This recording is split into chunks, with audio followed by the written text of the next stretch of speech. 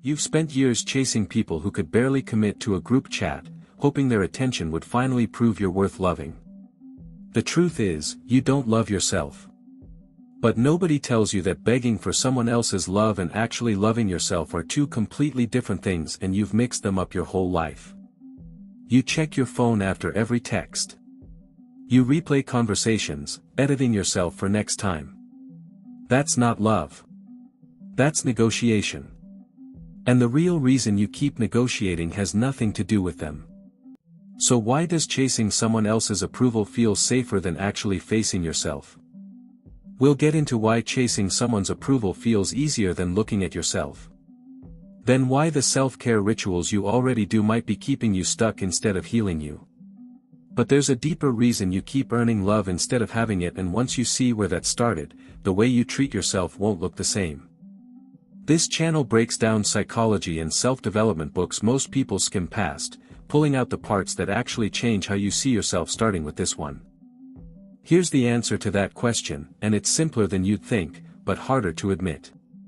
Chasing someone else's approval feels safer because it lets you outsource the verdict on your worth to someone else, instead of facing it yourself.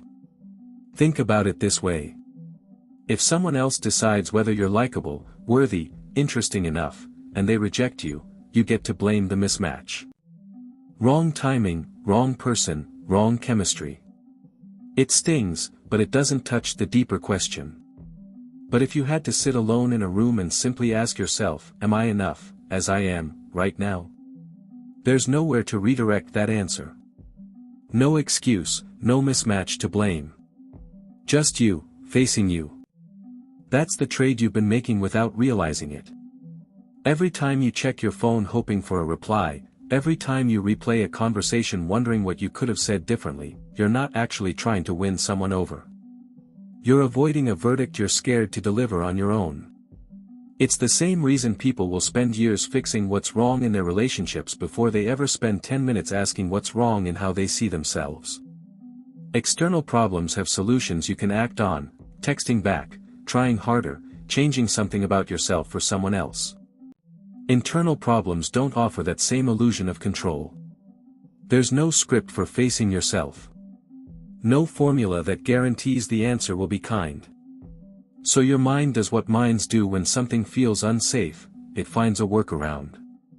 And chasing approval is the workaround. It gives you a target outside yourself to aim at, so you never have to point the question inward. Here's what makes this so easy to miss: it doesn't look like avoidance from the inside. It looks like effort. It looks like you're doing something: texting first, showing up, trying to be enough for someone. It feels productive. But it's the same instinct as looking for your keys under a street lamp because the light's better there, not because that's where you dropped them. The real question was never, how do I get them to choose me? It was, why don't I trust myself to be enough without them choosing me? And that second question is the one that actually gets solved by facing yourself, instead of running the numbers on someone else's approval one more time. That avoidance doesn't just show up in relationships, either. It shows up anywhere self-worth gets outsourced, and one of the sneakiest places it hides is in the very habits you've been told are self-love. And this isn't some rare psychological glitch, it's just how most people learn to survive uncertainty about their own worth. But knowing that the workaround exists doesn't switch it off by itself. Because there's another layer to this, something you've probably mistaken for actual self-love, and it's been running quietly in the background this whole time. That thing you mistook for self-love, the routines, the rituals, the little proofs you collect to convince yourself you're taking care of you, it's worth looking at closer, because most of it isn't actually love. It's performance. Here's what that means. Somewhere along the way, self-love got turned into a checklist. Journal in the morning. Say the affirmation in the mirror. Buy yourself something nice when you're feeling low. And none of those things are bad on their own. But somewhere in doing them, a quiet substitution happens. You start measuring whether you love yourself by whether you completed the routine, instead of by how you actually feel underneath it. It's a bit like mistaking the receipt for the meal. You can hold on to proof that you did something: the journal is full, the mirror talk happened, the candle got lit, without ever actually being nourished by it. The habit becomes the evidence. And when you have evidence, you stop asking the harder question, which is whether anything actually changed on the inside. This is why so many people can follow every piece of self-love advice out there and still feel exactly the same underneath. Not because the advice is wrong, but because they were using it to prove something to themselves rather than to feel something. It becomes another version of the same pattern from before, earning a verdict, except now you're both the one being judged and the one handing down the judgment. You perform the ritual, then quietly grade yourself on whether you did it right. And there's a specific reason this substitution is so easy to fall into without noticing. Actually feeling love toward yourself is vague. It doesn't come with a checkbox. It doesn't confirm itself the way a completed task does. So your mind reaches for something it can verify instead. Did I do the thing today, yes or no, because a completed action feels more real than an uncertain feeling ever could. The cost of that swap is quiet, but it adds up. You can spend years accumulating self-care evidence and still walk around with the same low hum of not enoughness you started with, because you were never actually addressing it. You were managing it. Keeping it just quiet enough to function. None of this means the rituals are pointless. It means the ritual was never the point. It was always supposed to be a doorway into something, not the destination itself. And most people never noticed they'd been standing in the doorway for years, mistaking it for the room. Which raises a real question worth sitting with. If the actions themselves weren't creating the change, what was actually missing from all of it? That answer traces back further than any morning routine, back to where you first learned what love was supposed to cost in the first place. That cost had a source. And it goes back further than most people are willing to look, usually all the way back to childhood, where you first learned the unspoken rule: love isn't something you're given, it's something you earn. Think about how it actually worked. Good grades got you praise. Good behavior got you approval. Being easy, being agreeable, not causing trouble, that got you warmth. But the moments you were upset, needy, difficult, or simply too much, those often got you distance instead. Maybe not cruelty. Just a subtle withdrawal. A little less warmth in the room until you corrected course. Nobody sits a child down and explains this directly. It's not a lesson anyone teaches on purpose. It's something absorbed, moment by moment, from thousands of small interactions: which version of you gets rewarded, and which version gets quietly ignored. And children are remarkably fast learners when the stakes are love and belonging. So you adapted. You figured out which version of yourself kept people close, and you started producing that version on demand. Here's the part that matters now, years later. That childhood strategy didn't stay in childhood. It became the blueprint your adult brain still runs, quietly, in the background of every relationship since. You still perform the version of yourself that gets rewarded. You still go quiet about the parts you were taught got you distance. And underneath all of it sits the same original belief: love is conditional, and it's your job to keep meeting the condition. Ask yourself honestly, when was the last time you let someone see the version of you that wasn't trying to earn anything from them? That's the real root of the approval chasing from earlier. It was never really about the person on the other end of the message. It's an old survival strategy, still running, still trying to keep you safe by keeping you likable. The system worked once, as a child, with limited power and limited options. Performing for love was often the smartest available move. But you're not in that position anymore, and the strategy never got updated to reflect that. This is also why the self-love routines from before couldn't fully reach you. You were applying new habits on top of an old belief that never got questioned, the belief that you have to do something, be something, prove something, in order to deserve care. A journaling habit can't undo a belief that runs that deep. It just gives the belief a new place to hide. So the real shift isn't about adding another ritual to the list. It's about going back to that original rule and asking whether it was ever actually true, whether love was ever really supposed to work like something you earn, one performance at a time.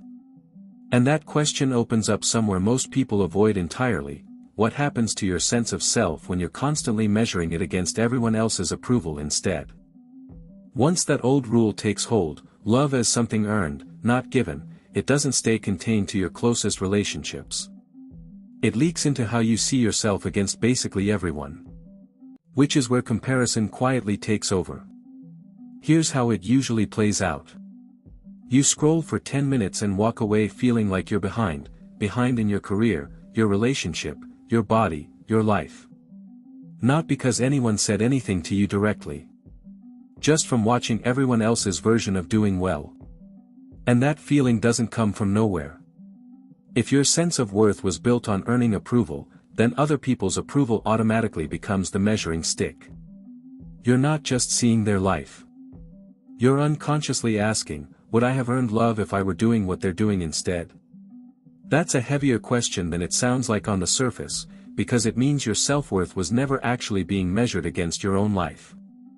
It was being measured against a constantly shifting outside standard, whoever seems to be doing better, whoever seems more approved of, more chosen, more enough.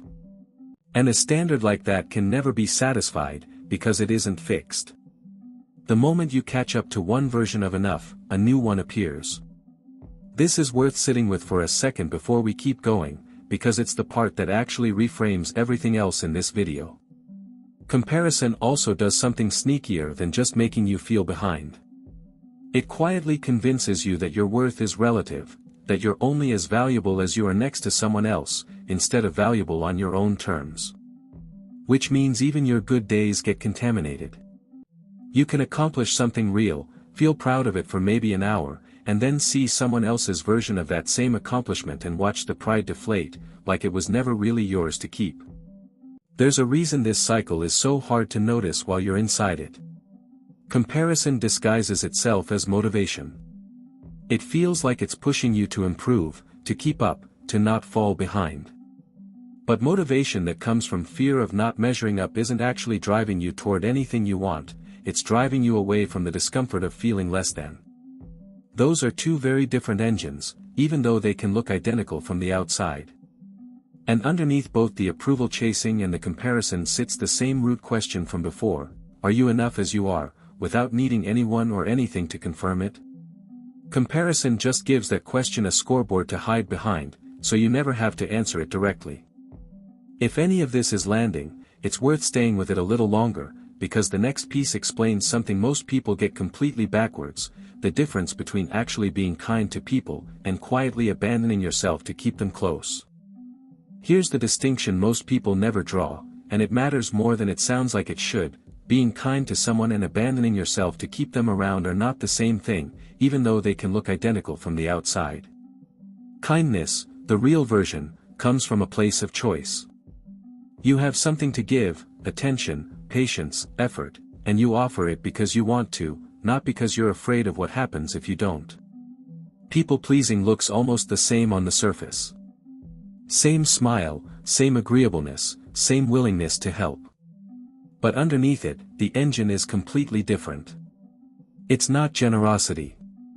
It's management. You're managing how someone feels about you, because somewhere along the way you learned that their feelings toward you decide whether you're safe. Think about the last time you said yes to something you didn't actually want to do. Not because you were being thoughtful. Because saying no felt like it might cost you something: their warmth, their approval, the relationship itself. That's not kindness making the decision. That's the old rule from earlier, still running quietly in the background: stay agreeable, stay easy, and you'll keep being loved.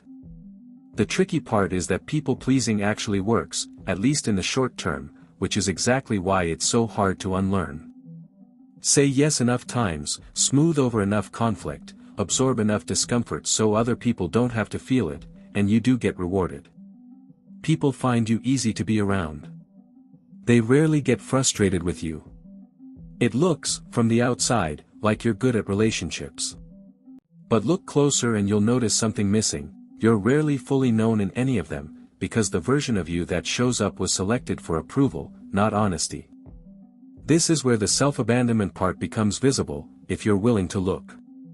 Every time you swallow a preference, an opinion, a boundary, a genuine no, to keep someone comfortable, you're sending yourself a message.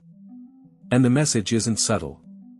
It's telling you that their comfort matters more than your truth. Do that enough times, across enough years, and you stop even noticing you're doing it. It just becomes how you move through relationships. Quiet, agreeable, and slowly less and less present in your own life. There's a cost that builds underneath all of this, too, one that rarely gets talked about. Resentment. Not loud resentment, quiet resentment, the kind that shows up as exhaustion you can't quite explain, or a low simmer of frustration toward people who never actually asked you to abandon yourself in the first place. You did that part on your own, based on a rule you never questioned. And that's the real difference worth remembering. Kindness adds something to a relationship. Self-abandonment just avoids losing one. They can wear the same face, but only one of them actually includes you in the outcome. Which brings up something almost nobody expects: the voice in your head that seems to criticize you the most isn't actually your enemy in any of this. It might be the one part of you that's been trying to protect you the whole time, just using the worst possible method to do it. There's a voice most people carry that gets blamed for a lot of the damage in this story, the one that shows up right when you make a mistake, or say something awkward, or fall short of what you expected from yourself. The one that says you should have known better, you're too much, you're not enough. It feels like an enemy. But it's worth looking at what that voice was actually built for, because it's not what most people assume. That voice usually formed early, back around the same time you were learning the rules about earning love in the first place. And here's the part that gets missed: it didn't show up to punish you.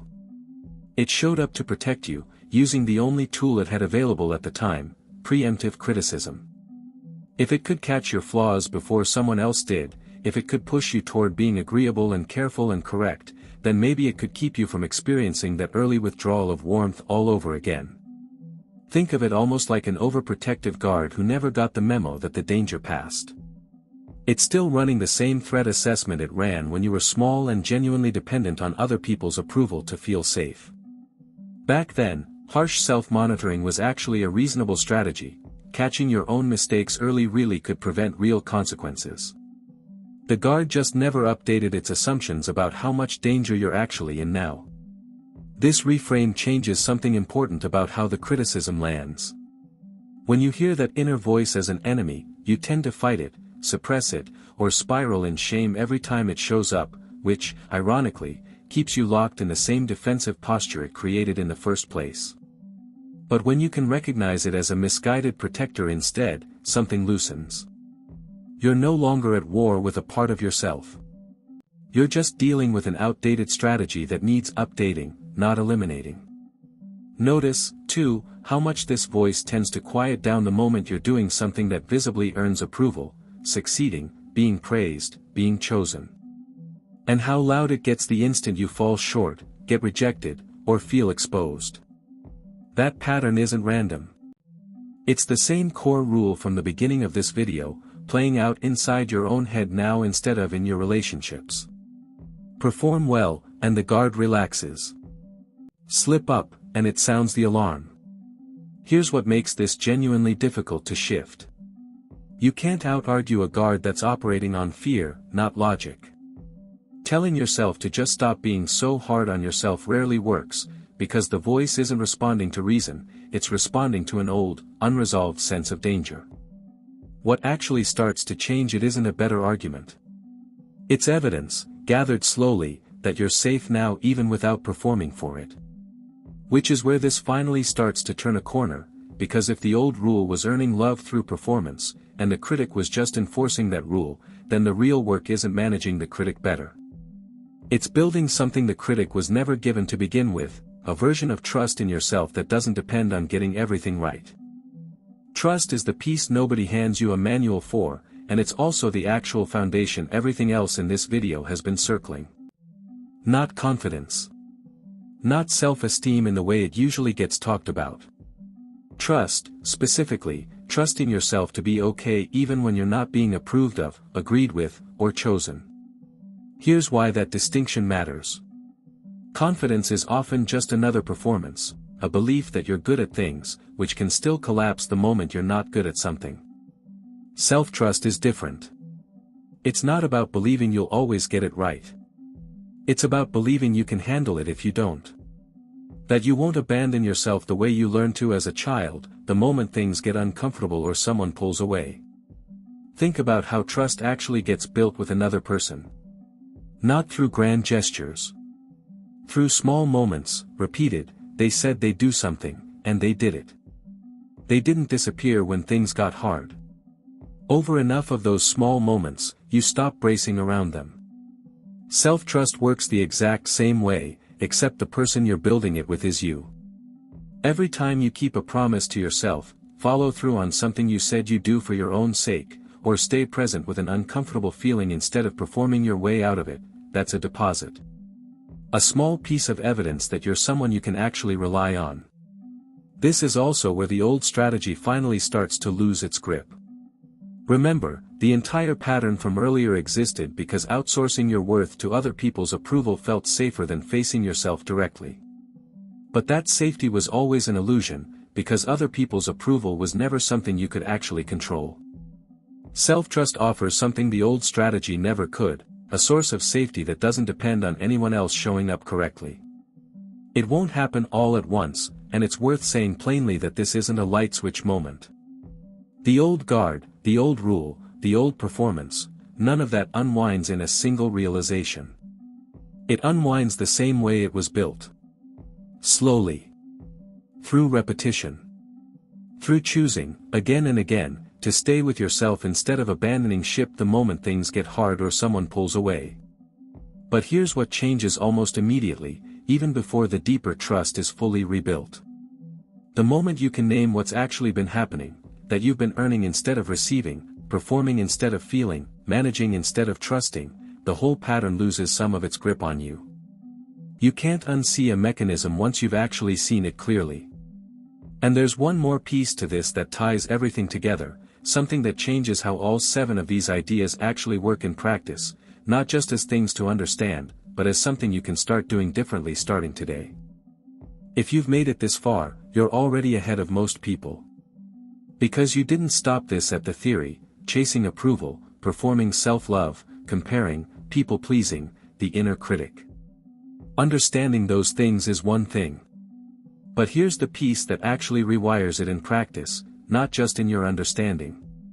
It's called the pause and ask. And it's exactly as simple as it sounds, which is exactly why it works. The next time you catch yourself doing any of the patterns from this video, checking your phone for a reply, replaying a conversation, saying yes to something you didn't want, going quiet to avoid conflict, stop for about 10 seconds. Just 10. And ask yourself one specific question: what would I do right now if I already knew I was enough? That's it. That's the entire practice. No journal required. No morning ritual. No hour of reflection.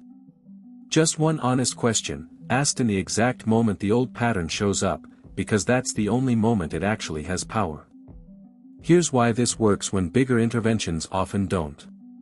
You've spent years building an automatic response to feeling unworthy: chase, perform, compare, please. That response is fast and unconscious, which is exactly why willpower alone rarely beats it. You're usually 3 steps into the old pattern before you even notice you're in it. The pause interrupts that automation. It doesn't erase the old wiring in one shot, but it puts a gap between the trigger and the reaction, and that gap is where an actual choice becomes possible for the first time. Try it somewhere small first. Not the biggest relationship in your life, somewhere lower stakes, so you can feel how it works without much pressure. Someone doesn't text back right away, and you feel the old pull to check again. Pause. Ask the question. Notice that the honest answer is usually quieter than the panic. Maybe it's just waiting, or doing something for yourself instead, or simply not needing the reply to feel okay. What makes this different from another self-love ritual to add to the pile is that it's not asking you to prove anything. It's not evidence gathering for your worth. It's just a moment of contact with the version of you that was never actually missing, just buried under years of performing for people who were never going to hand you the verdict you were looking for anyway. Do this enough times, in enough small moments, and something shifts that no amount of journaling or affirmations ever could. You stop needing the pause eventually, not because you're disciplined, but because the honest answer becomes the automatic one. The performing quiets down. The checking, the replaying, the managing, it doesn't disappear overnight, but it loosens, because it was only ever standing in for something you can now access directly. That's the piece that completes everything else in this video. Not a new belief to adopt. Just a 10-second habit that keeps returning you to the one thing the entire pattern was avoiding, actually facing yourself, and finding out you were enough the whole time. So here's what this all comes down to. You learned early that love had to be earned, and that belief quietly built everything else, the performing, the comparing, the people-pleasing, the critic keeping you in line so you'd stay approved of. None of it was really about the people you were chasing. It was always about avoiding the harder question of whether you're enough without anyone confirming it. And the real shift isn't another ritual to add to your routine. It's that 10-second pause, right in the moment the old pattern shows up, asking what you'd do if you already knew you were enough. Try it once today, in something small, and notice what the honest answer actually sounds like. But self-worth isn't the only place that old wiring shows up. It also runs in the moments you don't choose, when you snap or react before you've even decided to. That's actually where we're headed next, breaking down Never Get Angry Again, the same split-second mechanism, just wearing anger instead of approval-seeking. You'll see how to manage anger before you react, before it costs you something you can't take back. It's already on your screen. Watch it next.